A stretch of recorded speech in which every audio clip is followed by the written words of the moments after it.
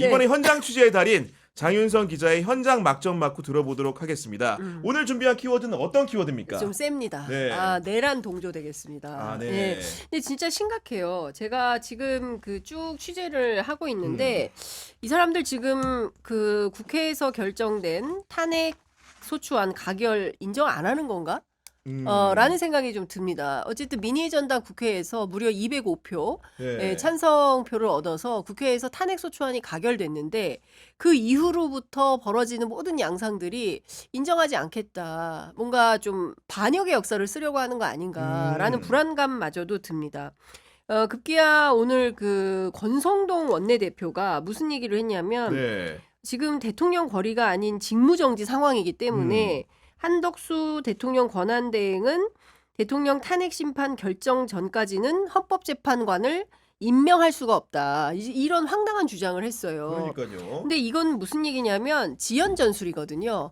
자, 그 대통령 권한대행이 헌법재판관 임명하고 이래가지고 상황을 속사포로 진행하면 안 돼. 일단 그렇죠. 요거는 네. 막고 봐야 돼. 이제 이런 음. 생각을 하는 것 같아요.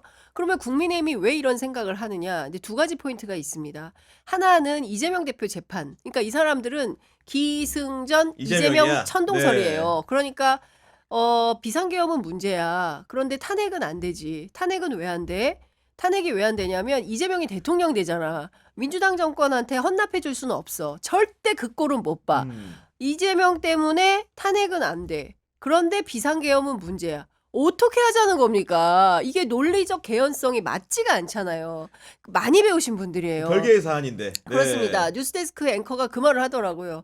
많이 배우신 분들이 왜 이렇게 이상한 얘기를 하느냐. 근데 저도 납득이 안 됩니다. 권성동 의원도 검사 출신 아닙니까? 평생 법조로 밥 먹고 산 분이에요. 국회에서 입법 활동하고 있지 않습니까? 그런데 법치주의가 뭔지를 모르는 우리 같은 네. 사람들도 이런 생각은 안 해요. 근데 이렇게 시간 끌기를 하고 있다. 네. 왜 그러면 첫 번째 3월 15일을 기일로 생각을 하는데 왜 3월 15일이냐? 대법원에서 633 전략을 얘기를 했어요. 그렇죠. 1심은 6개월, 항소심은 3개월, 그다음에 대법은 3개월. 그러니까 최소한 12개월 안에 다 모든 걸 끝내라 재판 절차를 이제 그러니까 워낙 밀린 재판이 많으니까 이렇게 해라라고 이제 권고를 했어요.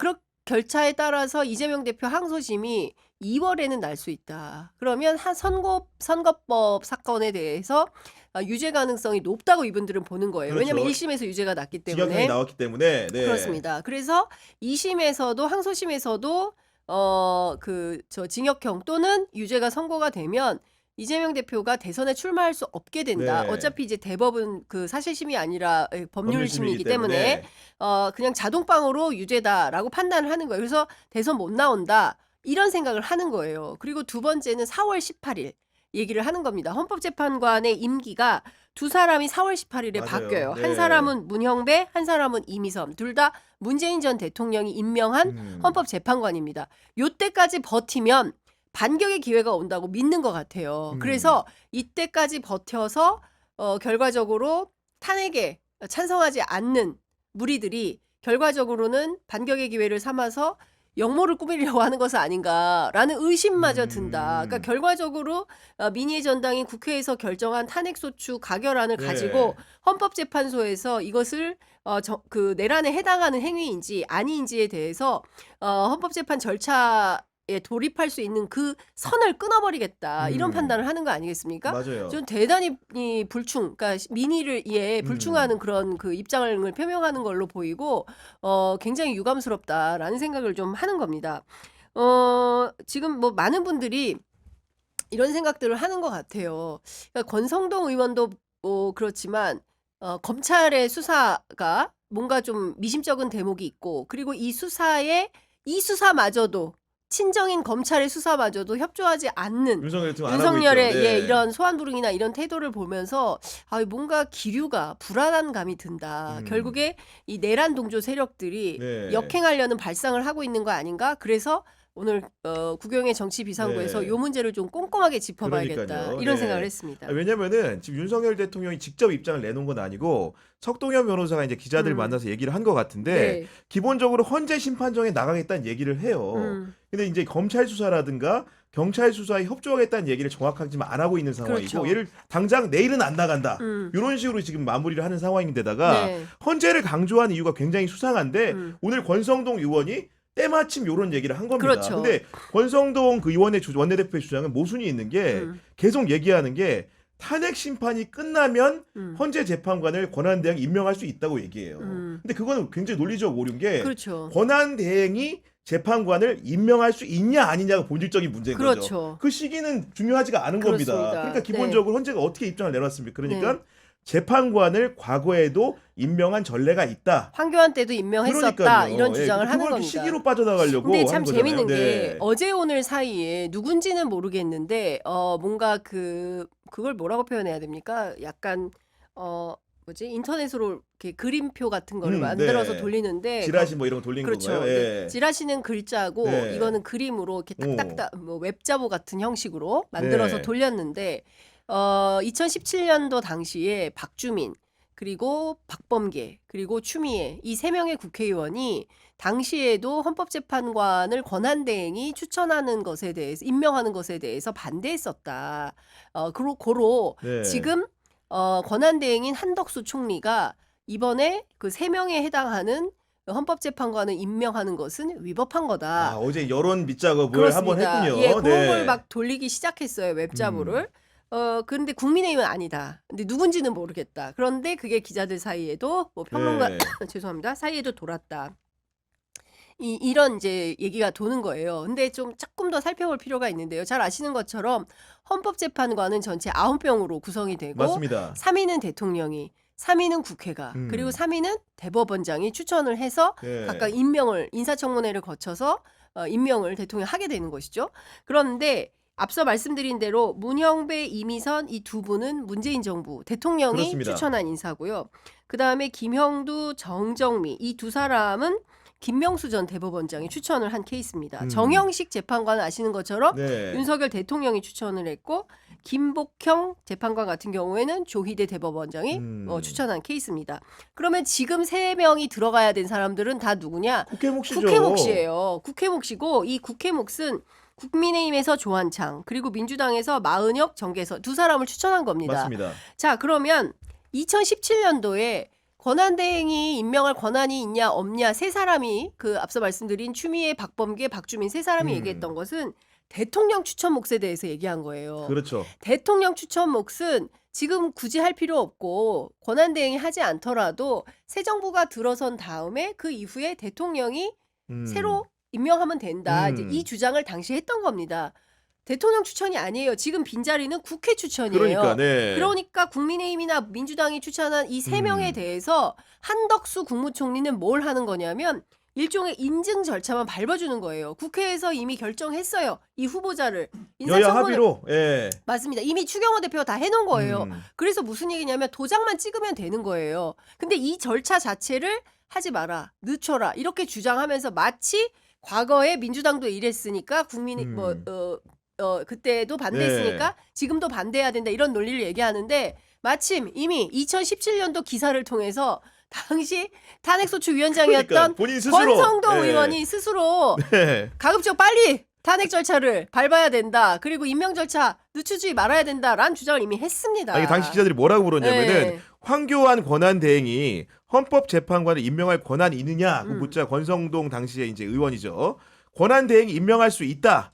대법원장이 지명하는 헌법재판관을 대통령이 임명하는 것은 형식적인 임명권이다 이렇게 밝혔다는 겁니다. 그렇죠. 네. 그러니까 사실은 이게 형식적인 임명권에 해당하기 때문에 네. 아무 문제가 없는 거예요. 그냥 하면 되는 거예요. 근데 왜 이러냐 권성동 의원. 앞서 말씀드린 대로 시간 끌기 그리고 재판 지연 전략 이런 겁니다. 그런데 지금 우리가 보면 탄핵심판 헌법재판소에서 징계 절차에 해당하는 탄핵심판이 대통령의 이 직무를 완전히 그러니까 지금은 탄핵소추 안만 가결이 돼서 직무 정지가 되어 있는 것이고 대통령직을 파면 봉고파직을 시켜야 되는 네. 네, 그런 상황으로 가려면 헌법재판소의 결정에 따라서 인용이 돼야 되는 거거든요. 예, 그런데 이제 기각의 꼼수를 부리기 위해서 뭔가 법 기술을 시작하는 거 아니냐라는 것이고 또 하나는 네. 형사재판과 관련해서도 지금 수사에 불응하고 소환에 불응하면서 버티기를 하고 있다. 이 얘기인데 전직 법무부 장관이 박범계 장관이 어제 저희 프로그램에 출연해서 어떤 얘기를 했냐면 굉장히 심각한 문제인데 어마어마한 논리로 어마어마하게 버티면서 장광설을 늘어놓을 것이다. 어디에서? 형사법정에서 그리고 헌법재판소에서. 윤석열 대통령 아마 본인이 직접 출석해가지고 별의별 네. 소리를 다 할 거다. 그런 주장을 해요. 그러면서 버티기 전략으로 해서 1차 네. 관문 3월 15일, 2차 관문 4월 18일까지 버티기 전략인데 그 전에 헌재가 끝내야 된다. 네. 이런 얘기를 합니다. 네, 그 사이에 김종대 전 정의당 의원 나오셨습니다. 아이고, 안녕하세요. 네. 예, 늦었습니다. 아니, 네. 괜찮습니다. 저희가 예. 이제 슈퍼스타시기 때문에 이해합니다. 아유, 뒤 배경이 아주 좋네. 네, 오늘 이제 예. 크리스마스 분위기를 내보려고 저희가 이렇게 트리도 이제 모형으로 붙여놓고 했는데 지금 바르셀로나님이 사랑하는 장윤성 기자님 토퍼 발음 너무 훌륭하십니다 하면서 슈퍼챗 보내주셨다고 하는데 아니, 혹시- 토퍼 발음 예, 타퍼. 이거 우유 타퍼 선전을 이렇게 해주셔가지고 어. 네. 타퍼가 뭐야? 아니 토퍼 요건데 아, 집에 이제 토퍼. 구매하신 요건데 아, 그거 집에 내가 네. 해놨어. 내가. 그러니까요. 예, 네. 내가 요즘 잠자리가 달라져 천국에 간 것 같아.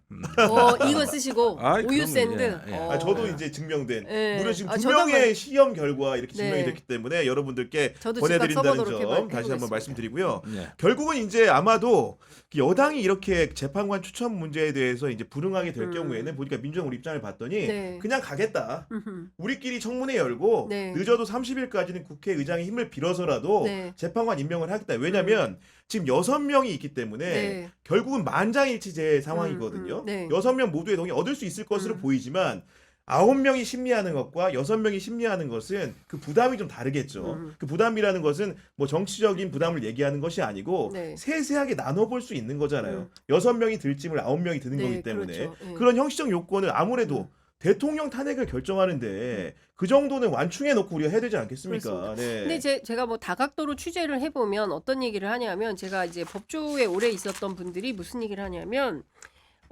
정형식 재판관이 굉장히 보수적이고 그리고 네. 과거에 이제 재판 판결 이재용 재판 등에서 드러나는 걸 보면 굉장히 보수적인 그 재판관인 것은 분명하나 그렇다고 해서 막무가내는 아니다라고 그럼요. 들었다. 그리고 대체로 헌법재판관 중에도 막무가내식이 없진 않았는데 대체로 검사 출신이었다. 이제 이런 얘기를 하면서 그 세상 그 정형식이라 하더라도 헌법 논리를 이걸 써야 된다. 결정문에 써야 네. 되잖아요. 이유를 써야 되잖아요. 이 이유를 써야 되는데 뭘로 쓸 거냐는 거예요. 그리고 굉장히 간단한 사건이라는 거예요. 물론 어마어마하게 심각한 사건이지만 이 내란 사건은 전 국민 전 세계가 지켜보지 않았습니까? 현장을 저도 라이브를 했었고 우리 구교훈 네. 기자도 라이브를 했었고 그렇습니다. 네. 모든 언론이 전 세계 언론이 다 라이브를 하고 다 지켜봐. 그 깨고 들어오는 거 우리 다 봤잖아요. 그 자체가 폭동임이 인정이 된 것이고 그리고 그에 부합하는 정황 증거들이 다 나오고 있기 때문에 이거는 딱 떨어지는 거기 때문에 아무리 보수적이라 할지라도 헌법 질서를 위반하는 것에 대해서는 찬동하기 네. 어려울 거다. 그리고 언론에서 뭐 재판관 성향별로 분석하고 어쩌고 저쩌고 기사는 많이 쓰는데 그렇다고 하더라도 이것을 기각할 수는 없는 거다. 기본 네. 법논리를 가지고 있는 사람들은 진보 보수 법관은 원래 다 보수다. 진보 맞아요. 없다. 네. 무슨 진보냐. 보수적 관점에서 법 질서를 지키는 수호하는 게 헌법재판관들의 기본 스탠스이기 때문에 네. 한 달 안에 이것은 인용으로 결론 날 수밖에 없다. 다만 윤 대통령 계속 버티고 불응하고 뭐 이게 문제인데 빨리 즉각 체포해가지고 네. 구속 수사하면 태도가 달라진다. 이 얘기합니다. 아니, 결국은 근데 헌법재판관 임명의 문제라는 게 권한 대행이 국회에서 보내면 할지 말지를 정하다 보니까 또 공교롭게도 한덕수 총리가 지금 키를 주게 된 것 같습니다. 예, 네. 그 참으로 뭐 묘하게 됐는데 한덕수 이 양반이 결단력이 없다고. 그래가지고 자기가 이렇게 결심하고 판단해서 국정을 정상화해야 되는데 맨 그냥 민기정 느리게 터지진 않을까 난 솔직히 걱정돼요 좀. 왠지 이렇게 보면 양다리 자꾸 걸치는 식으로 하다 보면은 한덕수 요인도 충분히 있을 것 같다. 네. 예, 그래서 요거는 저기 뭐랄까 국정 정상화 협의체 한덕수가 이렇게 긍정적 답변을 하지 않았습니까? 네. 그러면 국정을 정상화하는 길은 빨리 헌법 재판이 끝나는 거예요. 그렇죠. 네. 심판이 끝나는 것이죠. 음. 그러니까 이런 면에서는 일단은 제가 보기에는 권성동 원내대표가 음. 계속 지연 전략을 쓰고 압박을 가할 때 한덕수가 흔들리질 말아야 되는데 만약에 여차하면 당신 탄핵될 수도 있다. 맞아요. 이 네. 사인을 줄 수밖에 없어요 지금. 어떻게 그냥 놔둡니까 그렇죠. 저거. 아니 근데 이 와중에 저는 아까도 말씀드렸지만 이 와중에 국민의힘과 소위 얘기하는 친윤 정치인들이 목리를 부리면서 이 판을 뒤집어 엎어보려고 네. 하는 태도는 국민들이 용납할 수가 없는 겁니다. 그러면 내란적 상황에서 그러면 이분이 만약에 다시 돌아온다고 칩시다. 뭐부터 하겠어요? 2차 비상계엄부터 하는 거 아니겠습니까? 그렇죠. 그러면 네. 전 국민이 그 상황을 다 기본권도 침해당하면서 그 상황을 그러면 다 같이 겪자는 건데 그게 말이 됩니까? 이 상황에서 계속 그런 방식으로 비협조하고 막 앙탈을 부리고 이렇게 하는 것 자체에 대해서 저는 이러면 국민적인 그런 비난과 비판의 목소리가 국민의힘을 더 향하게 될 수밖에 없다. 네. 그러니까 자기 스스로 발등에 저기 뭐지? 발등 찍는 도끼를 일이다. 찍는 일이다. 그렇죠. 네. 아니, 물론 이게 총리실이 보니까 대통령실 업무를 대리하게 되다 보니까 뭐 일일 브리핑 이런 것도 하는 모양인데 오늘 총리실 고위 관계자가 이제 물어본 거야 기자들이. 도대체 이제 보면은 헌법재판관 임명 문제나 너한테 특검법 문제 같은 것들도 다 와서 선택의 순간이 올 텐데 어떤 기준을 갖고 할 거냐 물어봤더니 고위 관계자가 첫 번째가 헌법과 법률에 맞느냐. 그 다음에 이것이 국민의 시각에 봤을 때 어떠느냐. 세 번째가 국가 미래 기준에 따라서 한다고 했거든요. 사실 그 요건만 생각해 본다면 네. 아니 헌재에서도 지금 재판관 임명 전례가 있다고 하잖아요. 네. 바로 해줘야 되는 거 아니겠습니까 지금에. 그러니까 이 부분은 말이죠. 지금 이제 사실은 민주당도 조금 책임이 있긴 있어요.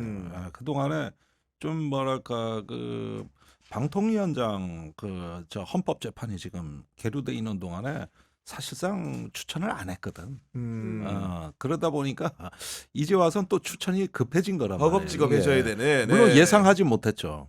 그런 면에서는 저는 이게 좀 꼬일 대로 꼬인 문제다. 그리고 권성동 원내대표는 끝까지 협조 안 할 거다.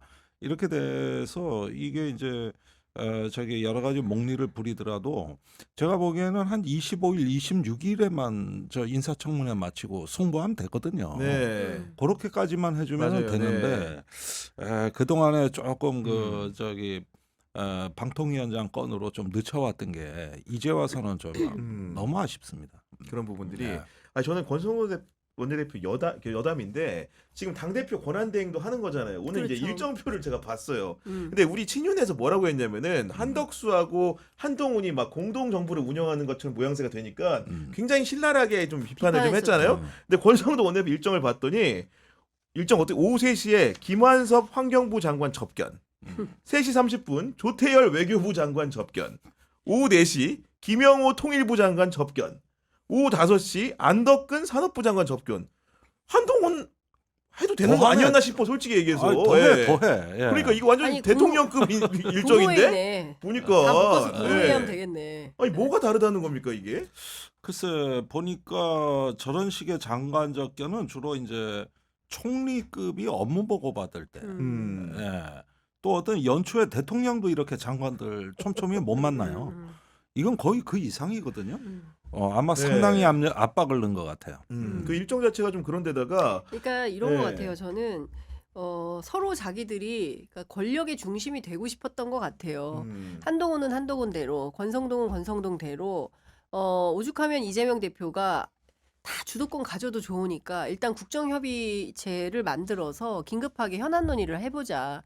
지금 사실 경제 문제가 심각하기 때문에 이대로 가면 파탄지경에 이르르는데 이 민생 문제를 회복하는 차원에서라도 최소한 머리를 맞대고 합의해서 뭔가 처리를 하자. 이제 이런 주장을 하는데 본인 또 대통령 놀이 하고 있는 거잖아요. 어떻게 그러니까, 보자면. 네. 그러니까 그런 측면에서 보면 서로 자기 기득권만 누리고 싶은 거예요, 이 사람들이. 그러니까 국민이나 국익에 대해서는 1도 안중에 없고 오로지 자기 기득권.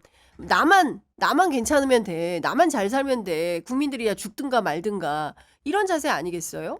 저는 그렇기 네. 때문에 이런 걸 보면 볼수록 화가 나는 건데 일단 국민들은 탄핵의 고비가 일단 넘었기 때문에 다 된 거 아니야? 이렇게 생각하시고 살짝 방심 모두인 것 같아요. 그런데 그게 아니다. 1단계 고비를 넘었을 뿐이고 네. 탄핵소추안 넘어서 헌법재판소에서 파면 결정이 나오는 그날까지 절대 안심할 수가 없다. 그리고 그 과정은 대단히 지난할 가능성이 매우 높다. 이런 생각이 좀 듭니다. 그리고 진짜 또 한 번에 시험되는 그 내란죄 특검법과 김건희 특검법이 본회의는 어째 통과했는데 과거에는 윤석열 대통령이 떡하니 버티고 있기 때문에 네. 거부권으로 번번이 보냈단 말이에요. 그래서 통과가 안 됐는데 이번에 한덕수 총리 앞에 있습니다.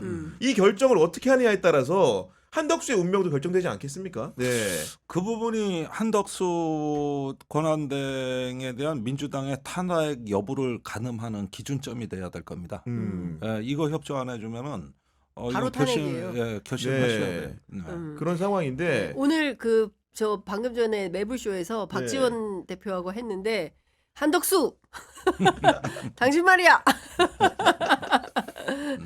탄핵 당하고 싶어. 아니, 왜냐면은 이게 기본적으로 한덕수 총리 자체가 지금 불안정한 지위잖아요. 지금 대통령 대신 이어받은 권한 대행이기도 하지만 네. 실제로는 국무회의에 참석해서 함께 뭔가 비상계엄을 선포하는데 관여돼 있는 그렇죠. 피의자 신분이 그렇습니다. 이중적 시위 신분 예. 때문에 이런 불안합니다. 딜레마적 상황이 네, 있는 거 맞아요. 아니겠습니까? 그러니까 네. 이게 2016년하고 지금 너무 다른데 그때 주도하는 단위는 5당 협의체였어요. 맞아요. 그리고 새누리당은 완전히 고립돼 버려가지고 목소리를 못 냈거든요. 네. 그러니까 지금 이재명 대표도 작은 군소정당까지 포함해가지고 일단 국정협의체를 먼저 시작을 하시는 게 좋겠어요. 지금 저 기다리다 보면은 더 일이 안 되게 생겼거든요. 그러면은 그때도 5당 협의체가 됐는데 지금 왜 안 됩니까? 되죠. 그리고 이런 것들을 끌고 나가면은 어쩌면은 국민의힘의 2차 분당 사태도 나올 수 있거든요. 그렇게 해서 자중질환으로 자기들은 거기서 이제 저 내부에 발목이 잡히는 거고 그렇게 하고 또 이번에 탄핵표에 찬성표를 던진 의원들 이탈표들이 상당히 있거든요. 그래서 그런 세력들한테 자꾸 손을 내밀고 이렇게 해가지고 우리는 협의하겠다 이러면서 좀 고립화 시켜야 이게 좀 굴러가지. 지금 이거 기다리다가는 또 뭐 민주당 혼자 해서 될 일도 아닌 것 같아요. 가만히 보니까. 그래서 어떤 식으로든 협의체를 만들고 네. 그다음에 주도권은 국민의힘이 행사해도 좋다. 협의체만 만들자 했으면 몇 가지 법안 같은 처리는 이 헌법재판소 재판관 추천 이후로 다 미룰 수 있지. 그렇네요. 네, 네. 그렇게 신축적으로 해가지고라도 끌고 가는 게 좋을 것 같아요. 근데 저는 김종대 의원님 굉장히 이제 좋은 말씀을 해주셨는데 여차하면 당합니다. 여차하면 되치기 되치기 당하는 당한다? 거예요. 예, 그런데 지금 그 기류가 읽히는 상황인 거예요. 앞서 보신 대로 권성동 원내대표 권한대행의 일정이 거의 대통령급 일정을 소화하고 있는 건데 이런 정도면 기세가 다시 또 비등해지고 있는 거거든요. 네. 그러니까 여기에서 기선을 다시 제압하려면 야오당 협의체가 됐든 어떤 방식이 됐든 덩치를 키우고 국회의장과 국회를 중심으로 논의가 진행될 수 있도록 키를 잡아야 된다. 그런데 빨리 와주세요. 우리 함께 해주세요. 기다리겠습니다. 약간 좀 부탁하는 태도. 청원형의 태도가 되고 있어요. 근데 저는 이거는 아닌 것 같아요. 내란 동조 세력한테 우리 그래도 같이 서로 뭘 좀 해봐야 되지 않을까요? 라고 갈구하는 태도가 이게 과연 옳은가라는 생각이 저는 개인적으로 드는 겁니다. 그래서 야당 중심으로라도 세력을 구축하고 그리고 구원식 국회의장이 분명한 자기 태도가 있는 거 아니겠습니까? 우원식 의장도 국정협의체 만들어야 된다는 거예요. 맞아요. 지금 반대하는 세력은 유일하게 국민의힘 권성동 원내대표 체제인 거예요. 그리고 국민의힘 내부 취재하면 분위기는 다 쉬쉬 분위기예요. 그러니까 한동훈 대표가 어제 그렇게 쫓겨났기 때문에 소위 친한계, 한동훈을 중심으로 한 친한계가 완전히 숨고르기에 들어갔고 내색도 하지 않는 분위기입니다. 그러니까 한동훈 대표가 다시 돌아오는 그날까지 우리는 그냥 국으로 있다. 물론 한동훈 대표는 다시 돌아올 거다라고 친한계를 믿고 있어요. 그런데 친윤계에서는 일체 겨루를 주지 않는 것 같습니다. 그렇기 때문에 국민의힘 내부에서 무슨 변화가 있어서 그 세력을 규합해서 새로운 무슨 틀로 나간다? 2016년 박근혜 때하고는 완전히 상황은 다르다. 그렇기 때문에 국민의힘을 잘라내고 나머지 정치 세력들이 규합을 해서 중심을 잡는 게 굉장히 중요한 상황이다. 이런 생각이 그리고 듭니다.